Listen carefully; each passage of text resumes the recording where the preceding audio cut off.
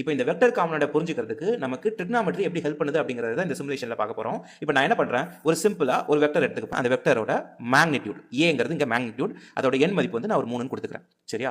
இப்போ இது எந்த டைரக்ஷனில் ஆக்ட் ஆகுதுன்னு சொல்லணும். ஃபார் எக்ஸாம்பிள் இது பியூரா ரைட் சைடு ஆக்ட் ஆகுதுன்னு வைங்க. அதாவது ரைட் சைடு ஆக்ட் ஆகுதுன்னா இதை எக்ஸ் ஆக்சிஸ் ஒய் ஆக்சிஸில் சொல்லணும். இப்போ பியூரா ரைட் சைடு அப்படின்னா நமக்கு தெரியும் அது எக்ஸ் ஆக்சிஸில் பாசிட்டிவ் எக்ஸ் ஆக்சிஸ். ரைட்டா? அப்போ இதுதான் ஆர்ஜின்.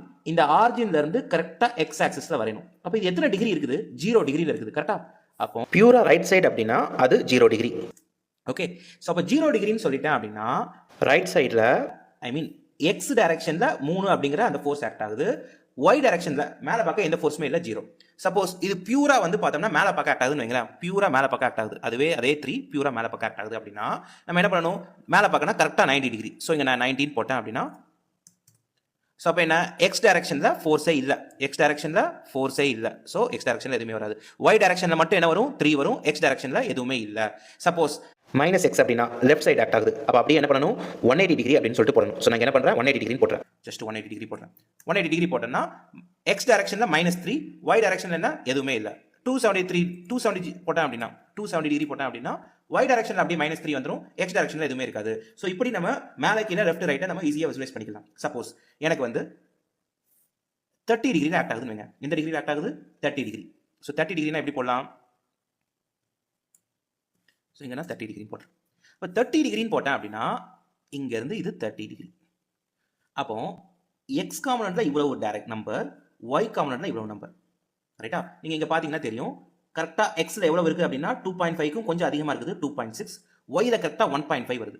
அப்போ இந்த வேல்யூவையும் நான் எப்படி கண்டுபிடிக்கிறது, இதுக்கு தான் நமக்கு என்ன தேவை, இதுதான் நம்மளோட தீட்டா, இதுதான் நம்ம 30 டிகிரின்னு கொடுத்துருக்கோம்.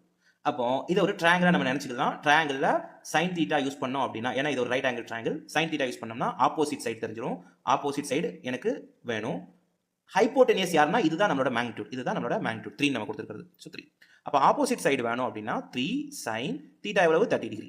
சரியா? அப்போ 3 இன்ட்டு சைன் 30 டிகிரி என்ன, 1/2. அப்போ 1/2 போட்டிங்கன்னா 1.5 வந்துடும். ஸோ கரெக்டாக ஆப்போசிட் சைடு என்ன, 1.5 வந்துருச்சு. அட்ஜசன்ட் சைடு வேணுமா, நம்ம என்ன ஃபார்முலா யூஸ் பண்ணணும், காஸ் தீட்டா யூஸ் பண்ணணும். ஸோ காஸ் தீட்டாங்கிறது என்ன, adjacent side by 3. So adjacent side தான் நமக்கு என்ன, ஏஎக்ஸ். ஆப்போசிட் சைடுங்கிறது யாரு, ஏஒய். So ax by 3. அப்போ A X is equal to 3 into cos 30 degree. Cos 30 டிகிரினா வேல்யூ என்ன, காஸ் 30 டிகிரிக்கு √3/2 வரும். இப்போ √3னா நீங்கள் அப்ராக்சிமேட்டாக 1.732 வரும் பை 2. ஸோ இதை மல்டிப்ளை பண்ணி கேன்சல் பண்ணீங்க அப்படின்னா உங்களுக்கு அப்ராக்சிமேட்டாக 2.6 வந்துடும். கரெக்டாக போட்டிங்கன்னா 2.6 வந்துடும். சரியா? ஸோ இப்படி தான் என்ன பண்ண வேண்டியிருக்குது, ஒரு ஃபோர்ஸ் வந்து எனி டைரக்ஷன் ஆக்ட் ஆச்சு அப்படின்னா ரைட் சைடு பார்க்க 2.6 நியூட்டன் ஃபோர்ஸ் கொடுக்குது, மேலே பார்க்க 1.5 நியூட்டன் ஃபோர்ஸ் கொடுக்குது. இது ஃபோர்ஸுக்கு மட்டும் இல்லை, எல்லா ஃபிசிக்கல் குவான்டிட்டிக்கும் இது